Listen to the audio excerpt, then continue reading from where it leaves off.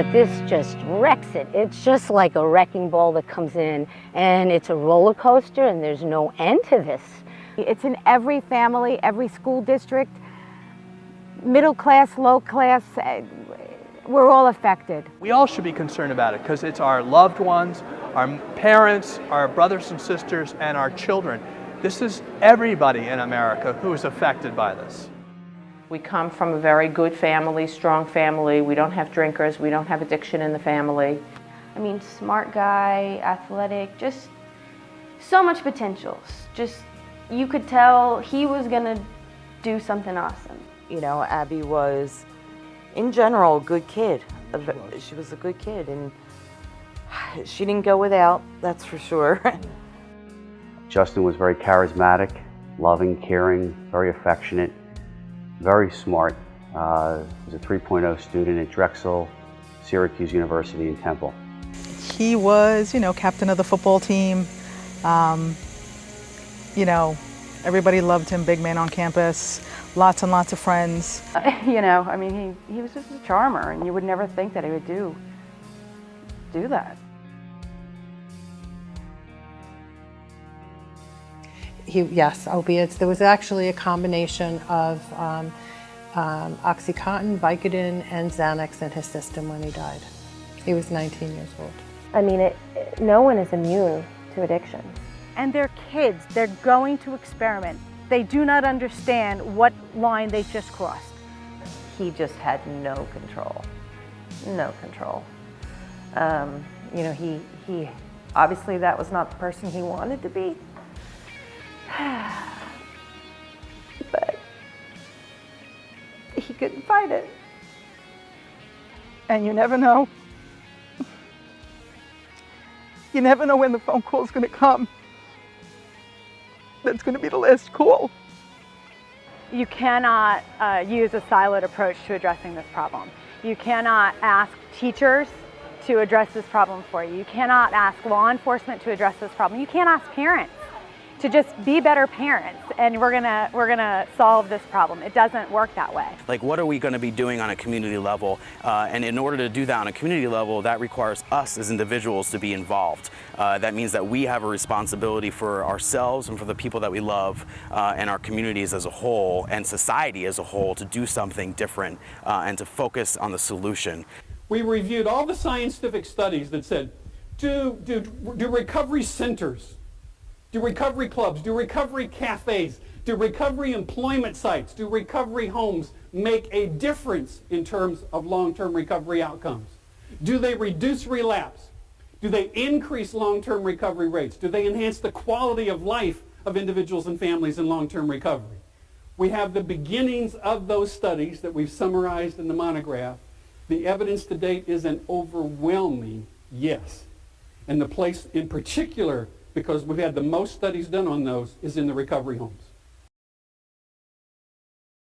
I came very broken and very willing to do what I needed to do. I spent a lot of my adult life working, you know, like a responsible member of society, and throughout the course of my addiction, I lost all of that. I lost my condo, I lost everything, multiple jobs, and I had gotten to the point before I came down here that I didn't feel that there was really much else to live for, that I was destined to be an addict and live an addict and die an addict. And coming to Avenue 12, the first thing that they give you there is hope. I got a lot of hope out of being in Avenue 12. They put you in a position, the management and the other senior members there. I was always treated with love and respect. Always, always, always. Even when I didn't do my chore, I was treated with love and respect. And through those women, I got to learn what it was to be a woman in recovery, what it was to be a grown-up woman in recovery. And that's what Avenue 12 taught me. I stayed the 6 months that I was going to stay. I graduated a couple of years ago. They didn't have these lovely apartments here when I graduated. I wish they did, because I definitely would have gone in them. I think it's an amazing opportunity for the ladies to transition out of the houses and sort of like almost like a three-quarters house before you're ready to go out on your own. Avenue 12 has made a positive difference in our community in the just a little over 5 years that we've been in operation. We're Women returning to the workforce, continuing their educations, returning to successful careers. We have reunited hundreds of mothers with their children. During 2013, Avenues 12 provided 9,791 nights of safe and sober living, provided 29,373 healthy home-cooked meals. We ensured that 100% of our residents gained employment and gave back 2,922 community volunteer hours. This is just the beginning. And your official membership plaque. Oh my gosh! And there you go. And of course, we're thrilled to have Avenues 12 as a whole, as a member in the Ormond Chamber. And we're so excited for finally doing the ribbon cutting. It's been a That's what this should be about, is what's in their best interest. It's not the drug test, it's not 20 people to a home, it's an opportunity.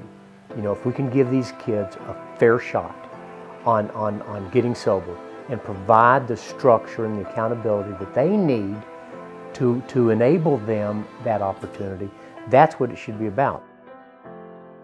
We want to know what their intentions are as well, because when they get to us, they're going to understand that it's not about the bed, it's about them contributing, it's about them volunteering, it's about them practicing good neighbor policies, it's about them being a part of the solution. If they don't want to do that, I get it, but they can't live here and do that.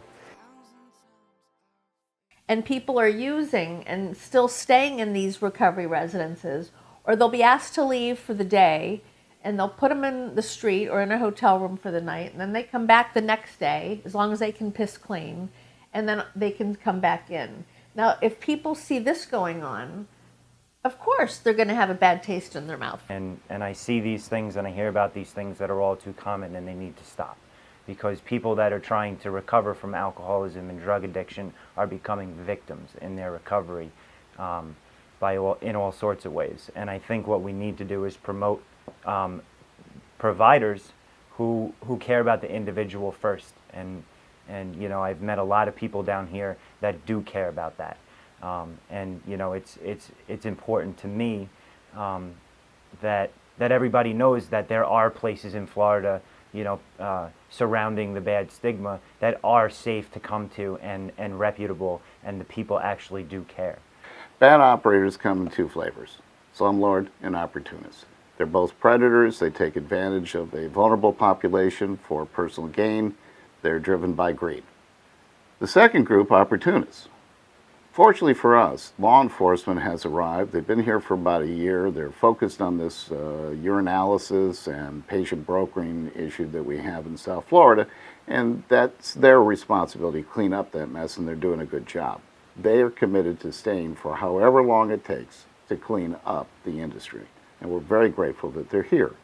So what that does for us is it allows us to focus our efforts and our energies and our resources on helping the good guys to improve the quality of support and care that they provide to individuals who are actually seeking freedom from addiction. And there are plenty of those here in South Florida as well. So when we look at this idea of, are we attacking addiction recovery, are we attacking recovery on a macro level, I think we could do a better job. And my personal passion has to do with this idea of improving access to education. So we look at sense of meaning and purpose in life. And if we look at education level, they're both large insulating factors against relapse. And if we can get this sense of meaning and purpose in early recovery, we might see better treatment outcomes. And I just want more people to understand that collegiate recovery is a real thing. It's happening.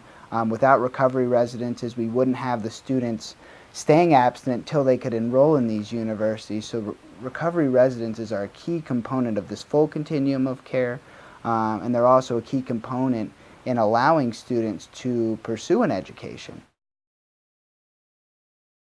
I can tell you from personal experience, I can identify the students in recovery in my classes every time.